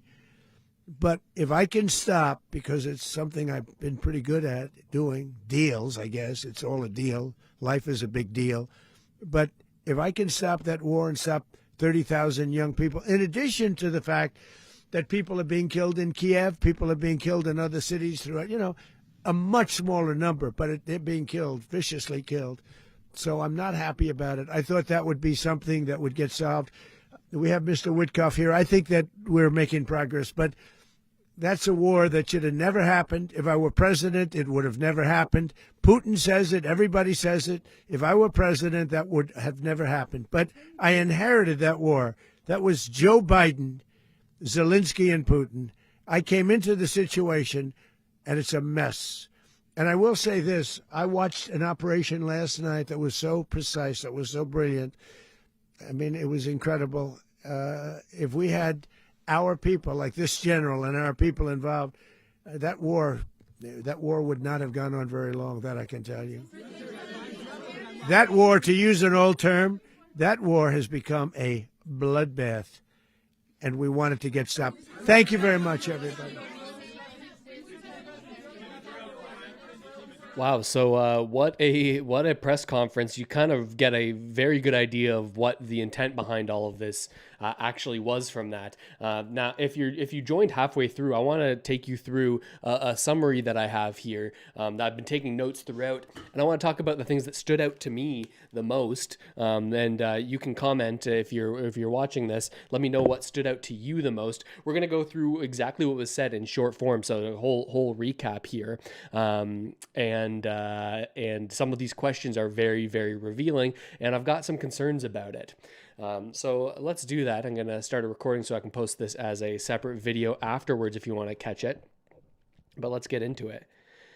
Wow, so we just saw the press conference from Donald Trump following the strikes in Venezuela, leading to the capture of Nicolas Maduro, who is en route to New York as we speak. I want to talk to you all about what was said in this press conference. We're going to do a full summary overview here, and I'm going to talk to you about why I'm concerned about it and how the motives behind this might not be what was initially stated. So Trump comes up to the podium and talks about how good this military operation was, how competent it was, and how it showed that America has a new level of military might that no other nation can match. Again, these are all of his claims. Maduro was captured with his wife, will face American justice in New York for narco-terrorism. Notably, in the indictment from the Attorney General, there's no mention of fentanyl, instead talking about cocaine trafficking, which is a little bit different from the narrative that we've heard before. Now, interestingly, and most headline making, Trump says that America will be running the country of Venezuela until there can be a safe, proper, and judicious transition. He says that there needs to be peace, liberty, and justice in the country, all things that are going to make it sound like America's coming in here as the saviors. Later on, we'll get into how it seems like this could go on for a lot longer than expected, with Trump not denying that this occupation, rather this running of the country, as he calls it, we'll see how that plays out, but that could go on for a year plus. He then goes on to saying that we've got to be the ones taking care of all of this. We've got to be the ones in power as Americans, because, well, if we don't, then someone else could take power who doesn't have the interests of Venezuela in mind. Of course, this reads more as you don't want someone taking power that doesn't have the U.S. interests in mind, because there's a lot of talk here about how this is on behalf of the Venezuelan people and that this will make things better for them. Certainly there are some people in Venezuela who would be in favor of this, and of course some who would not be, but obviously this is in American interests. They're going to be acting in American interests, not necessarily in Venezuelan, so they've got to avoid someone getting in there that no longer will go forward with the American interests that we'll get into in a second. He says, we're going to make the Venezuelan people rich and happy, and it was done specifically because of the use of drugs to terrorize America. He says that American dominance will not be questioned in the Western Hemisphere ever again. This is talking about the new doctrine, the national security plan that was put forward about a month ago, saying, hey, we're going to focus less on the other continents. We're going to focus on North America, South America, make sure this is all aligned with U.S. national interests instead of other major geopolitical superpowers, Russia, China, Iran. And then he goes on to threaten all of the other political figures in Venezuela, essentially saying, if you don't work with us, well, you just see what just happened to Maduro. That's going to happen to you as well. He says that they should be alert and that what happened to Maduro will happen to them, because they will be keeping forces all around Venezuela, and the likelihood of additional strikes are increasing and increasing and increasing. We'll get into that in a second, because some interesting statements came out that maybe you weren't supposed to. Then Pete Hegseth comes up and essentially says, our military is awesome, rah rah, American military. This is actually what America first is. All of these political factions in the U.S. saying, okay, we got to be worried about domestic issues, making life better for American citizens and the day-to-day issues of people. These questions with elites, the question, this is me expanding a little bit, the questions with elites and Epstein and who's acting in whose interests. Well, that's not American first. What is American first is what we're doing, Hegseth says. This strike on Venezuela, largely a lot of people have been pointing to this as a distraction from some of the issues going on within the Trump administration, perhaps a convenient time for something that would have been planned in the future otherwise. Then the military leader who oversaw this campaign last night came up and said that they're going to be remaining in the region and at high alert, ready to act. We'll get into that again in just a second. Rubio comes up and says, hey, Maduro was indicted a long time ago. The EU didn't recognize him. Biden didn't recognize him. All kinds of countries agreed that Maduro was not legitimate. He says that this is a warning for other leaders that if they don't negotiate, this is what's going to happen. He says, don't play games when this president is in office. Now, absolutely true what he said there about the EU not recognizing the Maduro government alongside the Biden government also not recognizing that. But there's a difference between not recognizing the legitimacy of a government and going in and taking action about that. There are countries that the U.S. is aligned with all over the world that don't have legitimacy, democratic legitimacy. All these countries that have authoritarian leadership, countries like China, countries like the UAE, Saudi Arabia, these countries that aren't exactly democratically run, the U.S. has no problem cooperating with in certain aspects. So hearing that this is all about the legitimacy of the government, well, that doesn't really play or make a whole lot of sense here in my mind from Rubio. So these were the statements, and then we had a series of questions that were also asked. I want to go through them now, and then we'll get into some of the major themes that I think come from this. The obvious question is, well, if America is going to be running this country and you just got rid of Maduro, he's in your custody, well, who's in power right now? Trump replies saying, we're going to be running it as a group.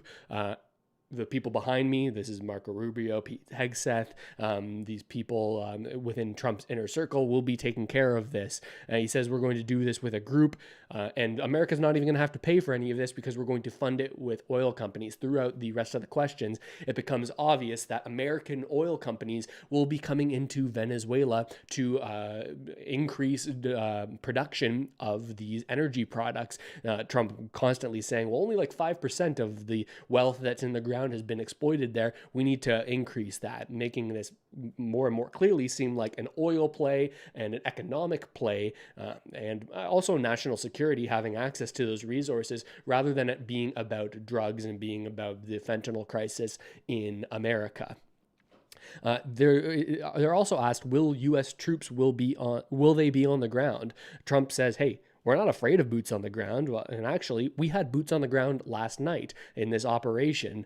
Don't worry, though. We're going to have boots on the ground, but we're going to take care of the Venezuelan people. This is what he says. When asked about who will be leading the country, apart from the Americans, well, he says that the leaders are being designated as we speak, but likely leaders from the existing Maduro government, it sounds like. This is very, very interesting because apparently the vice president of Maduro's regime has been talking with Marco Rubio and seems to be willing to cooperate, Trump saying that she said that they'll do whatever the U.S. needs because the U.S. is saying they have no choice. So the U.S. is not pushing for the other party's leader, the other opposition leader to take power. Instead, he's saying, it seems like the U.S. is posturing towards putting Maduro's vice president, the next in command, into power, saying that actually we don't need a different regime in order to get U.S. interests acted upon. We just need a different person at the head of this organization. It seems like that's what they're looking for.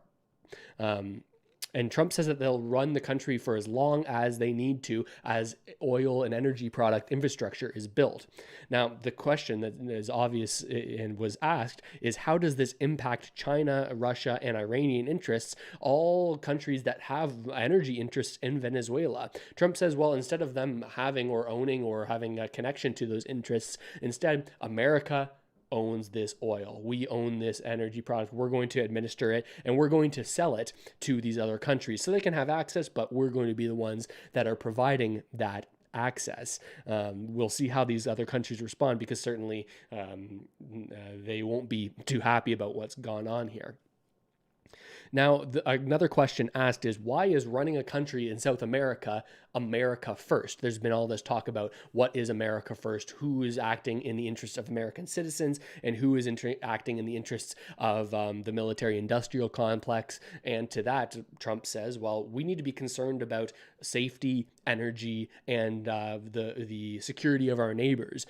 We have to be surrounded by safe countries and have access to vast amounts of energy. This is what Trump says. That's really America first, is his claim. Now, again, I've said it before, even in the past few minutes that we've been talking, it's a hard sell, I'd imagine, for many Americans to see this as something that will directly impact them and improve their lives in the short term, especially after seeing a history of America getting involved internationally and having that end up being a major suck on American spending and deficit spending, right? Taking out vast amounts of debt to do so. What does that actually mean for the quality of life of average people? Will it really help them? Will we see a major downtick in terms of the drug issues in the US, or was that kind of used as a shade to get a lot of other people wealthy, while admittedly making the US stronger on a national security standpoint? Having access to energy, having access to critical minerals, this type of stuff does make America more secure on a geopolitical level, but do these actions really impact the day-to-day lives of people in the country? This is this America First debate. Rubio then goes on to say that, okay, if I was the Cuban government, I'd also be concerned, saying there could be actions there in the future. They were asked if they could end up the U.S. administrating Venezuela for years. Trump doesn't deny that claim. He says, and you don't need to worry about it as an American, because we're just going to fund all of this with the oil money that we're now going to take as we bring American oil companies back into Venezuela. And he says we're definitely going to have a continued presence in the country in terms of oil procedures. And he says people should be happy in Venezuela about this, because we're going to funnel all this wealth to the Venezuelan people and also to the U.S., because we believe that we actually own all this infrastructure because we helped you set it up 25 years ago. These are the statements made by the American government in this most recent press conference. Pretty wild to hear. First, interesting from a Canadian perspective, I'm in Canada, as many of you may know. We've got a major trade negotiation coming up over the next year, and one of the biggest points of leverage that we have is our vast oil resources in Canada. Now, if the U.S. has a territory it's essentially administrating, if that plays out, well then, how does that impact our negotiation abilities? Now, interestingly enough, with this whole idea that Rubio has been talking with the vice president, well, will that actually come to play? Will we see a new president sort of brought in here that is aligned with American interests? Reporting on the ground is saying that, well, a lot of the people who are aligned with Maduro are now saying that there will not be a transfer of power and that Maduro allies appear to be in control. Take a look at this.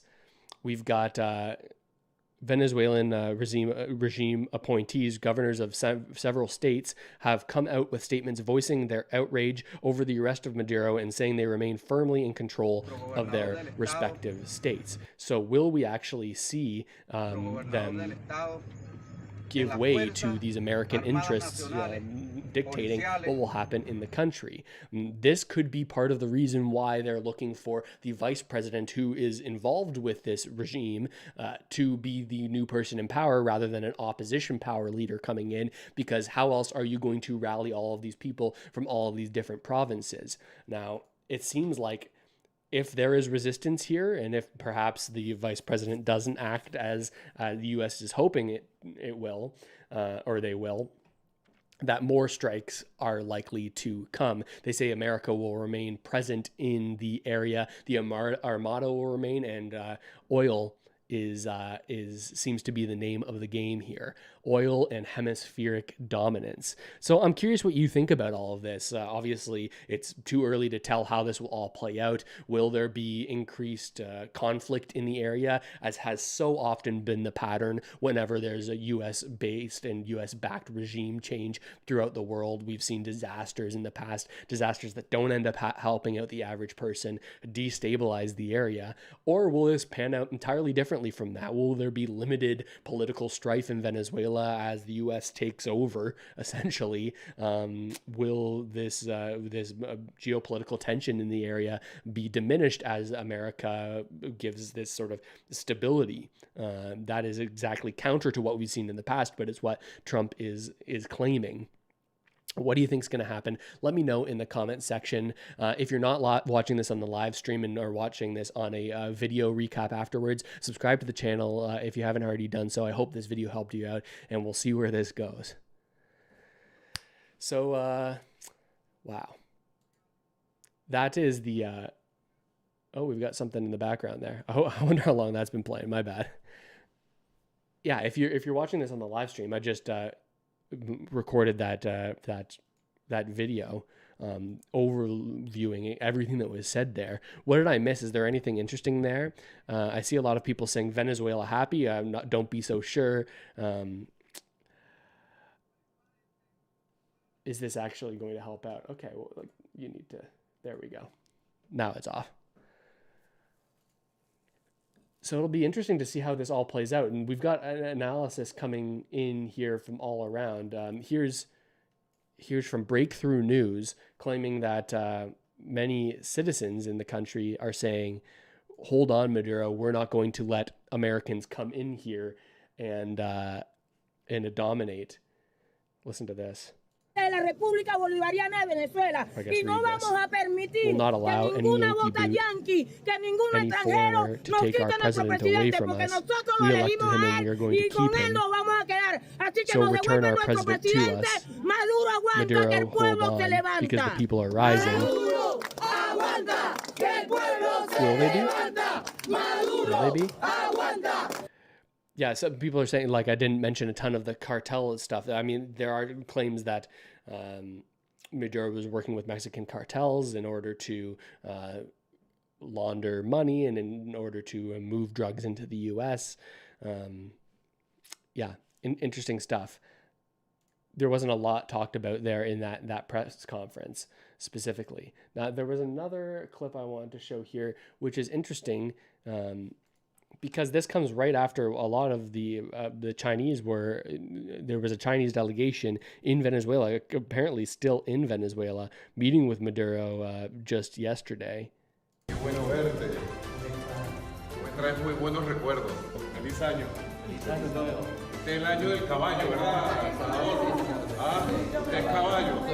Yo soy tigre. Tú. Ah, tanto tiempo. Yo lo conocí a él muy joven. Muy joven. Hace 20 años. Hace 20 años. So all this action going on just the day before all this happens. Here's Maduro in his suit and tie leading the country. Very wild to see.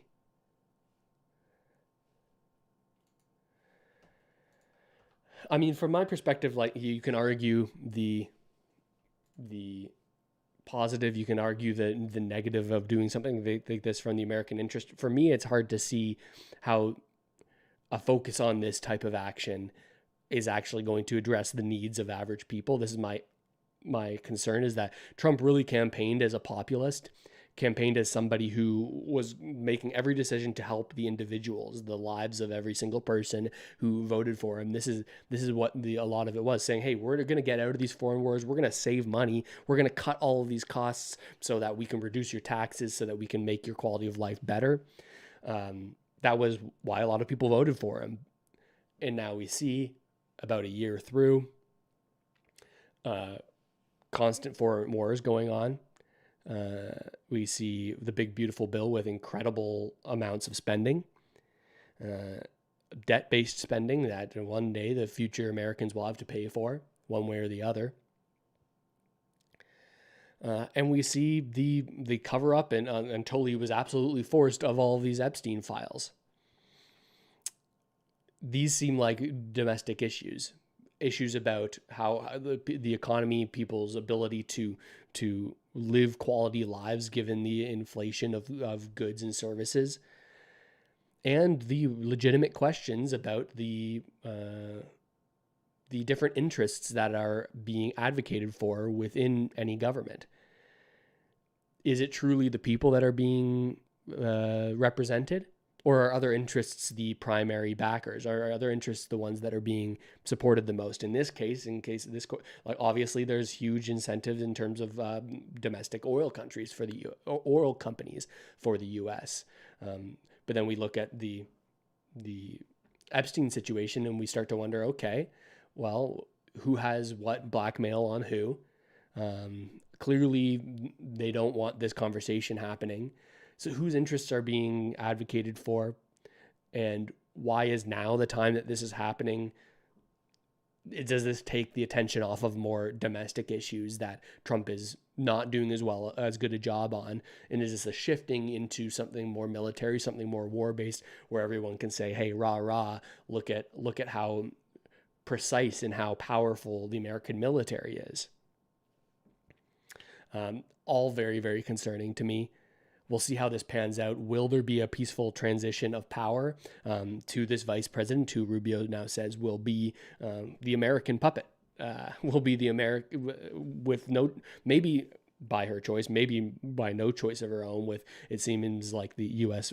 saying that we're going to just use force if you don't agree with us. Yeah, and I see Sandra in the chat saying I could care less about the Epstein files. It's getting really old. I think that that's a fair thing. You hear about it all the time. But there really has been no resolution of the core issue behind why people are upset about it. If you think of it as just a sole one bad actor who was trafficking women and minors and all this abuse, this is isolated to one person. Sure, I could see how all of this could be getting old to you. To me, it seems that it's more of a representation of a class of elite people that operate above the nation state level, that largely control the governments of different countries around the world through all kinds of different means, all kinds of different interests. It seems like a very, very big story to me, because it sort of is starting to expose that actually a lot of these countries aren't advocating for the individuals in those countries, but instead are advocating for a class of multinational elite that are outside of the jurisdiction of law, are able to use all these kinds of power gaining methods to really control what different countries do. So it's interesting stuff. Even running nation states. That's exactly right. And you got to wonder how much that kind of thing plays into here. It's all about money at the end of the day. But interesting stuff. I got to go and read up more on this and sort of get started on what's going to happen next here. So I'm gonna end the stream there.